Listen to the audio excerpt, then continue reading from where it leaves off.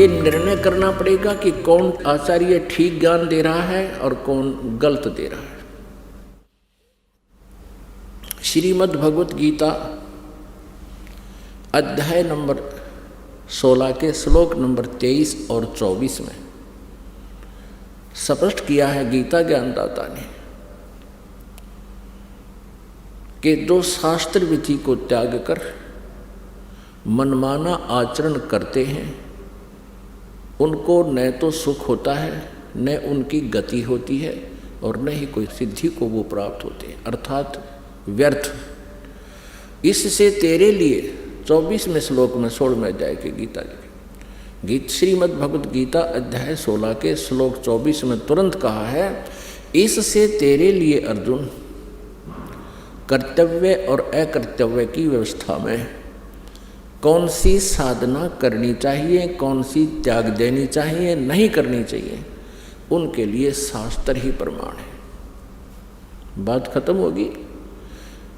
जो आचार्य या जो श्रद्धालु श्रीमद् भगवत गीता जी को सही मानता है, श्रोधार्य मानता है और इसके पाठ्यक्रम में विश्वास रखता है, और जो आचार्य अपने शिष्यों को, अनुयायियों को ये राय देता है कि गीता जी का नित्य पाठ अवश्य करना चाहिए, तो फिर वो अगर गीता जी के विरुद्ध साधनाएं बता रहा है और गीता जी के विरुद्ध वो ज्ञान दे रहा है तो वो अज्ञानी आचार्य है, वो तत्व ज्ञानहीन है, वो आध्यात्मिक ज्ञानहीन अज्ञानी है।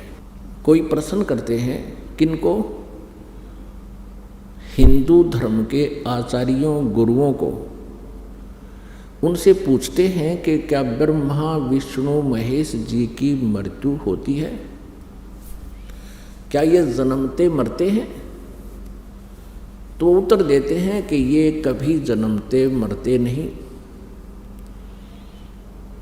फिर प्रश्न किया जाता है क्या इन ब्रह्मा जी, विष्णु जी, शिव जी के माता पिता हैं?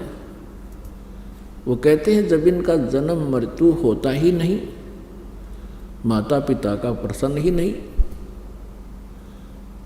यदि ये उत्तर कोई आचार्य देता है या कोई गुरु देता है,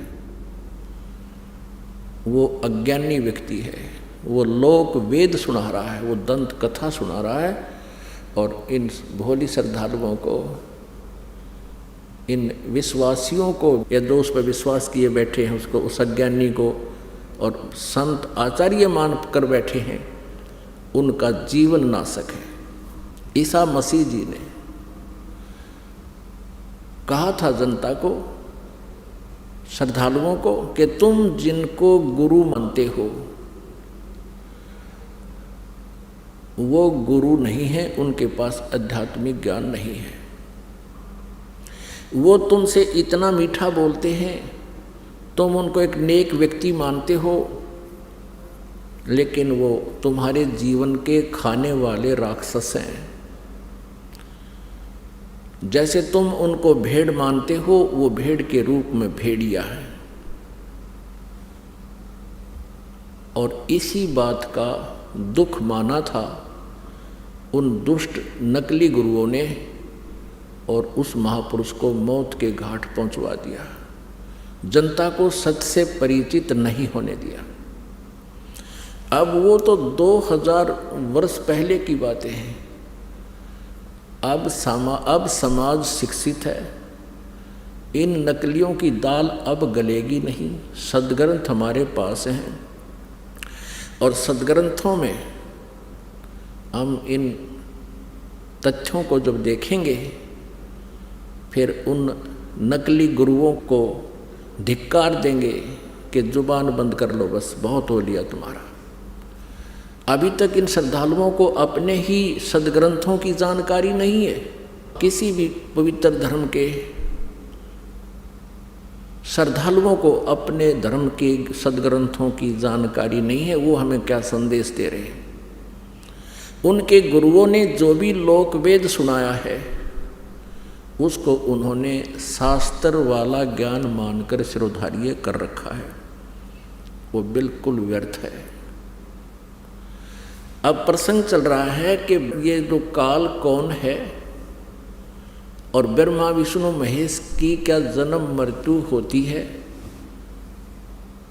अब ब्रह्मा जी, श्री विष्णु जी, श्री शिव जी की जानकारी हमें उनकी जीवनी से हुई है। और इन महापुरुषों की जीवनी कहाँ वर्णित है? पुराणों में। जितने भी पवित्र हिंदू धर्म के आचार्य गुरु हुए हैं वो यही कहते हैं कि शिव पुराण में ऐसा लिखा है, विष्णु पुराण में ऐसा लिखा है और ब्रह्मा पुराण में ऐसा लिखा है, श्री देवी पुराण में ऐसा लिखा है और श्रीमद् भगवद गीता में ऐसा लिखा है और पवित्र वेदों में ऐसा लिखा है। तो उनके इस वक्तव्य को हमने सच्चा माना, क्योंकि ये संस्कृत जानते हैं, सभी सदग्रंथ संस्कृत में लिपिबद्ध है। तो भोले श्रद्धालुओं ने उन अज्ञानियों के वक्तव्यों को शास्त्र अनुकूल मानकर सिरोधार्य कर रखा है। अब परमेश्वर पूर्ण ब्रह्म कबीर देव जी सारी सृष्टि के रचनहार ने स्वयं आकर के इस काल के जाल का भांडा फोड़ किया है। इसने जो जुल्म अत्याचार हमारे ऊपर कर रखे हैं उस परमेश्वर ने स्वयं आकर हमें बताया।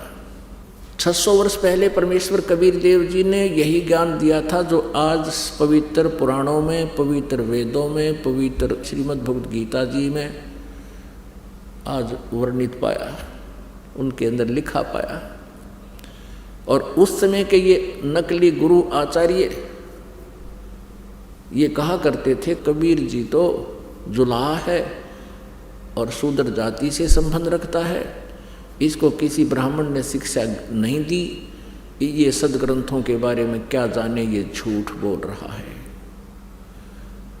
परमेश्वर 600 वर्ष पहले कहा करते थे कि ब्रह्मा विष्णु महेश जी ये नासवान हैं, इनकी जन्म मृत्यु होती है, ये अविनाशी नहीं है, ये कंप्लीट गॉड नहीं है, ये अखिल ब्रह्मांड के नायक नहीं है, ये पूर्ण परमात्मा नहीं है। और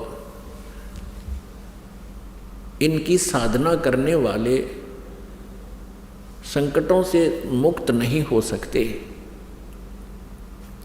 तो उस समय इन परमात्मा के सतवचनों का इतना जोर शोर से विरोध किया, उन नकली गुरुओं ने जनता को भ्रमित कर दिया कि वह कबीर जुलाहा झूठा है, हमारे देवी देवताओं के बारे में ऊट पटांग बोलता है, उनका अपमान करता है। और परमेश्वर के पीछे हमें लगा दिया उन दुष्टों ने, हमें भी पाप का भागी बनाया और आप भी घोर पाप के भागी बने। वही ज्ञान जो 600 वर्ष पहले परमेश्वर कबीर देव जी ने बताया था, आज ये दास आपको परमेश्वर के ज्ञान को अपने सदग्रंथों से मेल करके रूबरू करा रहा है। और पुण्यात्मा जो अच्छी आत्मा है, बुद्धिमान है, वो तुरंत इसको समझ रहे हैं और इन नकली गुरुओं के जो है उद्देश्य से भी परिचित हो रहे हैं कि ये क्या चाहते हैं। इनका उद्देश्य सदा ये रहा है कि हम जनता को सच्चाई से दूर रखें ताकि इनके ये रोजी रोटी बनी रहे, इनका आचार्य पद सुरक्षित रहे, इनका गुरु पद सुरक्षित रहे और इनको जनता के कल्याण से कोई लेन देन नहीं। यदि ये सत्य में वास्तव में जनता के हितैषी हैं, ये गुरु नकली और ये महंत अपना जीवन नष्ट कर रहे हैं, अगर ये हितैषी हैं तो इस ज्ञान को समझे